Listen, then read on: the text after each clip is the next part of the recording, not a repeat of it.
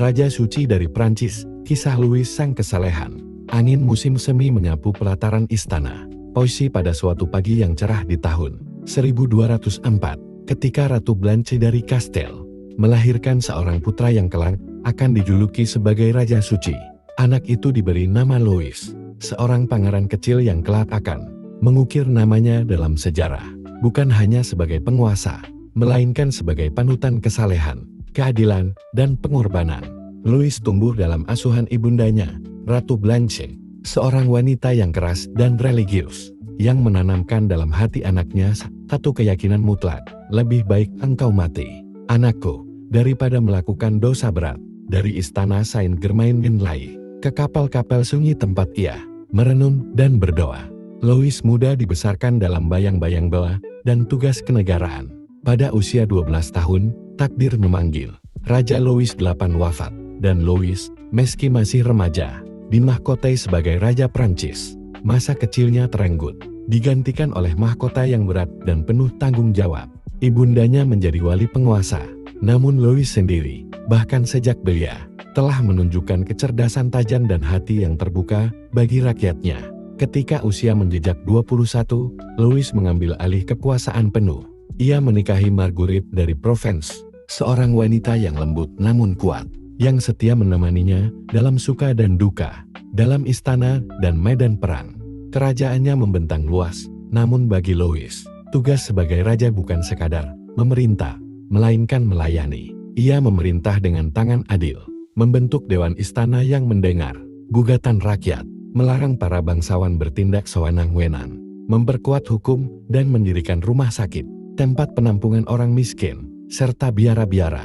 Louis duduk di bawah pohon di Vincennes, mendengarkan keluhan rakyat kecil dengan hati terbuka, jauh dari istana marmer dan gemerlap. Namun panggilan suci datang, dan Louis, sang raja yang mencintai salib, tak dapat menolaknya. Tahun 1248, Louis mengangkat salib di depan rakyatnya dan bersumpah menunaikan perang salib ke-7 ke Tanah Suci. Ia percaya bahwa Tuhan memanggilnya, bukan sebagai penakluk, melainkan sebagai pelayan iman. Dalam balutan jubah ksatria, dengan salib tersemat di dadanya, ia berlayar menuju Mesir, ditemani istri dan para pengikutnya. Namun medan perang bukanlah Tanah Suci yang damai. Di Mesir, di kota Mansoura, pasukan Prancis berhadapan dengan kekuatan Islam yang tangguh. Banyak tentaranya gugur, dan Louis sendiri ditangkap, ditahan di Damita. Dalam tawanan, ia tidak meratap. Ia berpuasa, berdoa, bahkan menghibur sesama tawanan. Seorang raja dalam belenggu, namun tetap agung dalam iman. Ia ditebus dan dibebaskan. Lalu bukannya pulang ke Prancis, Louis justru tinggal di Accra selama 4 tahun, memperbaiki benteng, mengatur aliansi, dan mendukung umat Kristen Timur. Ia kembali ke Prancis pada tahun 1254, disambut dengan sukacita. Namun tubuh dan jiwanya telah ditempa penderitaan dan doa. Di tanah airnya, Louis membangun kembali kerajaan dengan semangat suci. Ia memimpin pembangunan Sainte-Chapelle, gereja megah, yang menyimpan relikui mahkota. Duri, ia menyusun hukum baru yang lebih adil dan melarang duel dan pembalasan dendam. Ia menentang riba dan memperkuat pengadilan kerajaan, tapi api di dadanya belum padam. Tahun 1268, meski tubuhnya telah renta dan kesehatannya melemah, Louis kembali mengangkat salib untuk perang salib ke-8. Tujuannya kali ini adalah Tunisia, berharap membentuk aliansi dengan penguasanya untuk menyerang Mesir. Namun badai penyakit menyergap pasukannya. Di tanah asing yang panas dan penuh wabah, raja yang suci itu rebah.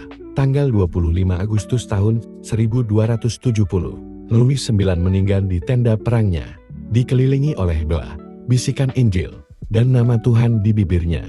Ia wafat bukan di istana, bukan di atas singgasana, tetapi di padang pasir, sebagai seorang hamba Tuhan sejati. Epilog, warisan Sang Raja Suci. Louis IX dikanonisasi sebagai santo oleh Paus Bonifacius VIII pada tahun 1297. Ia menjadi simbol penguasa ideal, adil, saleh, dan penuh cinta kasih. Warisannya hidup dalam hukum, arsitektur, dan kenangan rakyat Prancis. Nama St. Louis diabadikan dalam kota-kota, gereja, dan bahkan benua baru yang kelak menjunjungnya sebagai pelindung.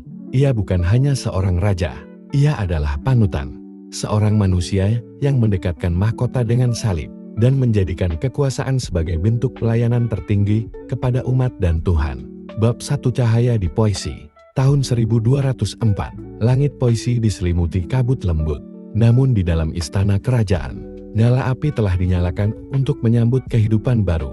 Blanche dari Kastil, cucu Raja Henry II dari Inggris, melahirkan seorang anak, laki-laki putra kesayangan, yang kelak menanggung beban sebuah kerajaan. Ia dinamai Louis, bukan hanya sebagai warisan dinasti Capetian, tetapi sebagai doa abadi bahwa kelak ia akan melebihi leluhurnya, Raja Louis VI dan Louis VII, dalam kebijaksanaan dan keadilan. Sejak bayi, Louis dilingkupi oleh pelindungan ibunya yang kuat, saleh, dan cerdas. Ayahnya, Louis VIII, sibuk memerangi pemberontakan di selatan dan hanya sesekali hadir. Namun ibundanya tak membiarkan celah sedikit pun dalam didikan. Ia memilih guru-guru terbaik dari kaum Fransiskan dan Dominikan untuk mengajarkan Louis tentang kitab suci, bahasa Latin, hukum gereja, serta seni memimpin. Di usia yang sangat belia, Louis telah diajari satu hal yang akan menuntun hidupnya. Bab 2 Mahkota di atas kepala bocah. Ketika Louis baru berumur 12 tahun, awan duka menggantung di atas Prancis. Louis VIII, ayahandanya, mangkat secara mendadak setelah kampanye militer di selatan. Di tengah huru-hara bangsawan yang haus kuasa, Blanche bergerak cepat. Ia membawa Louis ke Katedral Reims, dan di sana, pada tanggal 29 November tahun 1226, bocah itu dimahkotai sebagai Raja Louis IX dari Prancis. Tapi mahkota itu bukanlah lambang kemenangan. Itu beban, itu takdir. Blanche tidak hanya menjadi wali kerajaan. Ia menjadi benteng melawan para pemberontak. Ia melawan para adipate dan komte yang menganggap lemah anak itu. Dengan kecerdasannya, ia meredam revolusi, menyatukan kembali feodalis yang terpecah, dan menyusun ulang otoritas raja dengan tangan besi. Sementara itu, Louis belajar. Ia memperhatikan ibundanya menyelesaikan sengketa, menyeimbangkan pajak, menekan pemberontakan, dan berdiplomasi dengan kekuatan gereja. Dan dalam diam, Louis belajar menjadi raja bukan dari tahta emas, tetapi dari ruang-ruang perundingan yang sunyi. Bab 3 Raja Sejati dan Sang Permaisuri. Tahun-tahun berlalu, Louis beranjak remaja menjadi pemuda tinggi, tenan, dan tampan, dengan wajah tenang seperti patung malaikat. Pada usia 21, ia mengambil alih tampuk pemerintahan secara penuh dari ibundanya. Ia pun menikah dengan Marguerite dari Provence, wanita yang lembut, cerdas, dan setia. Cinta tumbuh di antara mereka. Meski tugas sebagai raja tak pernah memberi banyak ruang. Dalam surat-suratnya, Marguerite memanggilnya matahari jiwaku, dan Louis membalasnya dengan pujian yang tulus, tetapi tidak pernah berlebihan. Bagi Louis, cinta harus dibingkai oleh kesucian dan kehormatan. Sebagai raja, Louis mulai menjalankan reformasi yang akan mengubah wajah Prancis. Ia melarang duel sebagai penyelesaian sengketa, memperkuat pengadilan kerajaan, dan memerintahkan setiap orang baik petani maupun bangsawan untuk dapat mengadu secara langsung ke istana. Ia mendirikan rumah sakit, tempat perawatan kusta, dan bahkan makan bersama orang miskin setiap minggu. Dan di antara semua bangunan yang ia dirikan, satu berdiri sebagai permata dari iman, Sainte-Chapelle, kapel indah berarsitektur gotik yang ia bangun di jantung Paris untuk menyimpan mahkota duri Yesus Kristus, relikui suci yang ia beli dari Kaisar Bizantium. Namun dunia tidak damai. Tanah suci kembali dilanda pertumpahan darah. Tentara Islam merebut kota-kota suci. Dan tangisan dari timur pun sampai ke telinga Louis dalam 2 malam. Ia memohon petunjuk. Lalu, setelah sembuh dari sakit berat yang nyaris merenggut nyawanya, ia bersumpah kepada Tuhan, ia akan memimpin perang salib. Bab 4 Salib di dada, pedang di pinggang. Tahun 1248, Louis, kini seorang raja dewasa dan penuh wibawa, memimpin lebih dari 50.000 prajurit dan pelaut dalam ekspedisi ke Mesir Pintu, masuk ke Tanah Suci. Marguerite, dengan keberanian tak terduga, ikut serta mendampingi suaminya. Awalnya, kemenangan berpihak pada mereka. Kota Damietta jatuh ke tangan tentara salib, dan semangat berkobar. Tapi di tepi sungai Nil, saat mereka mengepung Mansoura, segalanya berbalik. Penyakit, kelelahan, dan jebakan pasukan Mamluk membuat pasukan Prancis lumpuh. Dalam satu serangan mendadak, pasukan Louis dihancurkan. Sang raja ditangkap, dan di sana, dalam penjara, Louis tetap tenang. Ia tidak menangis atau mengamuk. Ia mengatur perundingan, memperlakukan para penjaga dengan hormat, dan bahkan memberi penghiburan kepada sesama tahanan. Ia tidak kalah, ia hanya tertunda. Setelah ditebus dengan emas dan damita, Louis dibebaskan. Namun ia tidak kembali ke Prancis. Ia menetap di Acre selama 4 tahun, membangun kembali tembok pertahanan, menjalin perjanjian damai, dan menunjukkan pada dunia bahwa seorang raja tidak meninggalkan medan perang hanya karena mahkotanya terancam.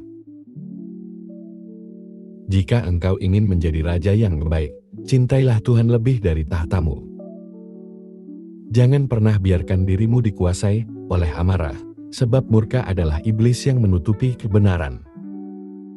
Keutamaan terbesar seorang raja adalah keadilan, bukan kekuasaan. Lebih baik mati daripada melakukan dosa berat. Ajaran yang ia pegang sejak kecil dari ibundanya, Blanche of Castile. Seorang raja harus lebih takut akan dosa daripada kehilangan kerajaan. Aku ingin rakyatku hidup sejahtera, tidak karena takut padaku, tapi karena mencintaiku. Biarlah hatimu lebih dahulu mendengar suara rakyat, sebelum telingamu mendengar suara bangsawan. Doa adalah senjata terbaik melawan musuh, karena ia menembus langit dan membuka jalan kemenangan.